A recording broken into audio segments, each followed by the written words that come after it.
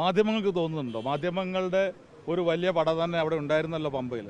യഥാർത്ഥത്തിൽ ഇത് വിജയിച്ചു എന്ന് അവകാശപ്പെടാൻ യഥാർത്ഥത്തിൽ ഗോവിന്ദൻ മാഷ്ക്കും അതുപോലെ മുഖ്യമന്ത്രിക്കും മാത്രമേ കഴിയൂ. CPM-നകത്ത് പോലും ഇത്രയും വലിയ കൊട്ടിഘോഷിച്ച് നടത്തിയ അയ്യപ്പ സംഗമം എന്തിനു വേണ്ടിയായിരുന്നു എന്ന ചിന്തയാണ് ഇപ്പോഴുള്ളത്. ഇപ്പോൾ അവരെന്തിനാണ് ശ്രമിക്കുന്നത്? ഇപ്പോൾ ശ്രമിക്കുന്ന ആളുണ്ടോ ആളില്ലയോ? അത് ആളൊഴിഞ്ഞ കസേരകൾ നിങ്ങളാണല്ലോ. ഒഴിഞ്ഞ കസേരകൾ ആരാണ് ലോകത്തിന് കാണിച്ചു കൊടുത്തത്? മാധ്യമങ്ങളാണ്. എന്താ പറയുന്നത്? ഇപ്പോൾ പറയുന്നത് AI-യുടെ ആ ഭാഗമായിട്ടാണ് ഒഴിഞ്ഞ കസേരകൾ കണ്ട് എന്നാണ്. എന്താണ്? ആർട്ടിഫിഷ്യൽ ഇൻ്റലിജൻസിൻ്റെ ഭാഗമായിട്ട് തന്നെയാണ് ഒഴിഞ്ഞ കസേരകൾ വന്നത്. അത് AI അല്ല, MI ആണ്. മലയാളികളുടെ ഇൻ്റലിജൻസിൻ്റെ ഭാഗമായിട്ട് മലയാളികൾക്ക് ബോധ്യമുണ്ട് ഇത് ഭക്തന്മാരെ വിശ്വാസികളെ വഞ്ചിക്കുന്നതിന് വേണ്ടി രാഷ്ട്രീയ താല്പര്യത്തോടു കൂടി നടത്തുന്ന ഒരു സംഗമമാണ്. അതുകൊണ്ട് യഥാർത്ഥ വിശ്വാസി അതിൽ പങ്കെടുക്കേണ്ടതില്ല എന്ന് മലയാളിയുടെ ബുദ്ധിശക്തി അല്ലെങ്കിൽ അവരുടെ ബോധ്യത്തിൽ നിന്നാണ് ആളുകൾ മാറുന്നത്. അതുകൊണ്ട് ഗോവിന്ദൻ മാഷോട് പറയാനുള്ളത് MI-യെ കബളിപ്പിച്ചുകൊണ്ട് പോകാൻ കഴിയില്ല. മലയാളി എല്ലാ കാര്യങ്ങളെയും വളരെ ശക്തമായി നോക്കിക്കാണുന്നവരാണ്, കരുതലോടെ നോക്കിക്കാണുന്നവരാണ്. യഥാർത്ഥത്തിൽ എന്താ നടന്നത്? യഥാർത്ഥത്തിൽ നടന്നത് പറഞ്ഞതെന്താ? മതേതര സംഘമാണ്. എങ്ങനെയാണ് മതേതര സംഘമാവുക? കഴിഞ്ഞ 6 മാസക്കാലമായി, 6 മാസമല്ല 1 വർഷക്കാലമായിട്ട് തന്നെ വളരെ ശക്തമായ രീതിയിലുള്ള ന്യൂനപക്ഷങ്ങൾക്കെതിരെയുള്ള പ്രസംഗങ്ങൾ നടത്തിക്കൊണ്ടിരിക്കുന്ന SNDP ജനറൽ സെക്രട്ടറിയെ കാറിൽ കയറ്റിയാണ് അദ്ദേഹം പോകുന്നത്. അദ്ദേഹം ആരാണെന്ന് നമുക്കറിയാം. NDA നയിക്കുന്ന നേതാവിൻ്റെ പിതാവാണ് അദ്ദേഹം. എന്നിട്ട് പ്രസംഗിക്കുന്ന കാര്യങ്ങളെക്കുറിച്ച് ഞാൻ പറയുന്നില്ല. അതേ യോഗത്തിൽ തന്നെ എന്താ ഉണ്ടായത്? യഥാർത്ഥത്തിൽ നമുക്ക് വിശ്വസിക്കാൻ കഴിയുമോ? UDFO കോൺഗ്രസ്സാണ് ഇന്ന് ഉത്തർപ്രദേശ് മുഖ്യമന്ത്രി യോഗി ആദിത്യനാഥിൻ്റെ ഒരു സന്ദേശം വായിച്ചു കഴിഞ്ഞാൽ CPM ഉണ്ടാക്കുന്ന പുകിലെന്താവും? എന്താ CPM മൗനം പാലിക്കുന്നത്?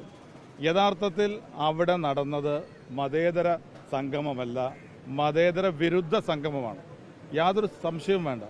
അത് യഥാർത്ഥത്തിൽ അയ്യപ്പ സംഗമമല്ല, ഐക്യ സംഗമമാണ്.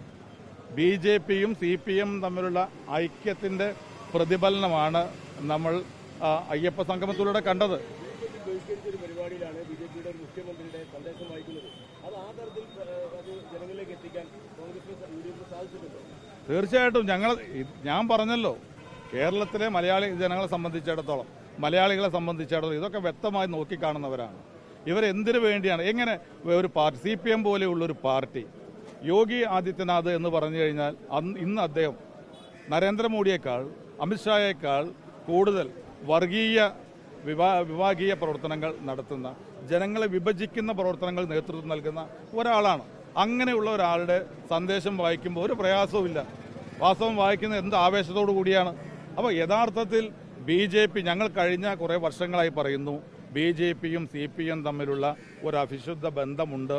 ആ ബന്ധമുണ്ട് എന്നുള്ളത് ശരിക്കും ഇന്ന് ബോധ്യപ്പെടുന്ന രീതിയിലാണ് അയ്യപ്പ സംഗമത്തിൽ കാര്യങ്ങൾ നടന്നത് എന്നുള്ള കാര്യത്തിൽ സംശയമില്ല.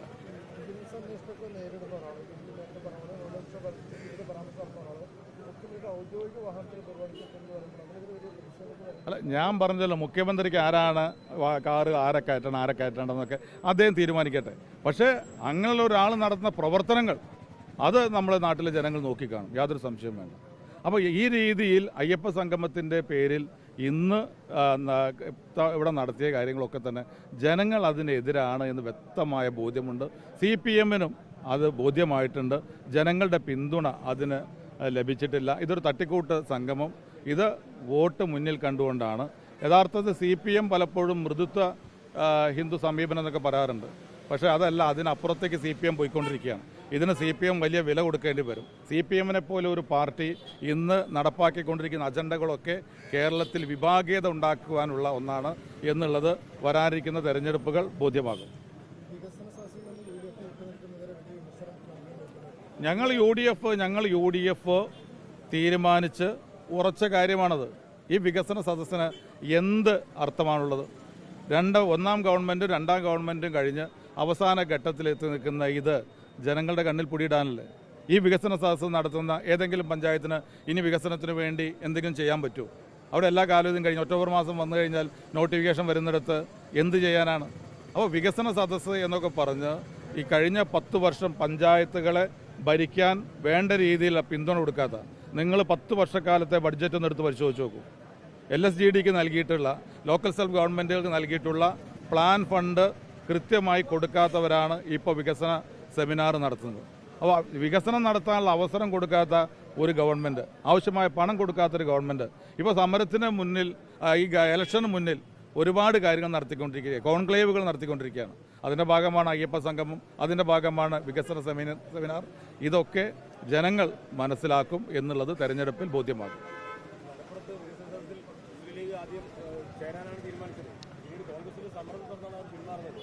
UDF-ലുണ്ടാകുന്ന അനൈക്യത്തിന്റെ ഒരു കാരണമല്ലേ? ഞാൻ പറഞ്ഞല്ലോ, എന്ത് നിലപാട് എന്നുള്ള പങ്കെടുക്കുന്നു എന്നുള്ള കാര്യത്തിൽ UDF എടുത്ത തീരുമാനം എന്താണോ അതിനകത്ത് ആ തീരുമാനമെടുക്കുന്ന കൂട്ടത്തിൽ എല്ലാവരും ഉണ്ട്. അതൊക്കെ നിങ്ങൾ പത്രങ്ങളിൽ ഉണ്ടാക്കുന്ന വാർത്തകൾ, അതിനപ്പുറത്ത് യാതൊരു പ്രസക്തിയും അതിനകത്തില്ല. ഞാൻ പറഞ്ഞു അങ്ങനെ ഒരു കാര്യമില്ല. UDF ഒറ്റക്കെട്ടായിട്ട് തന്നെ മാറി നിൽക്കാൻ തീരുമാനിച്ചതാണ്. എല്ലാ രാഷ്ട്രീയ പാർട്ടികളും ഒരുമിച്ചെടുത്ത തീരുമാനമാണ്, കോൺഗ്രസിൻ്റെ മാത്രം തീരുമാനമല്ല. അതുകൊണ്ട് തന്നെ ആ തീരുമാനം എല്ലാവർക്കും ബാധകമാണ്. അതിനകത്ത് നിങ്ങൾ ഉണ്ടാക്കിയെടുത്ത, മാധ്യമങ്ങൾ ഉണ്ടാക്കിയെടുത്ത വാർത്തകളല്ലാതെ അതിന് യാതൊരു യാഥാർത്ഥ്യവുമായിട്ട് യാതൊരു ബന്ധവുമില്ല.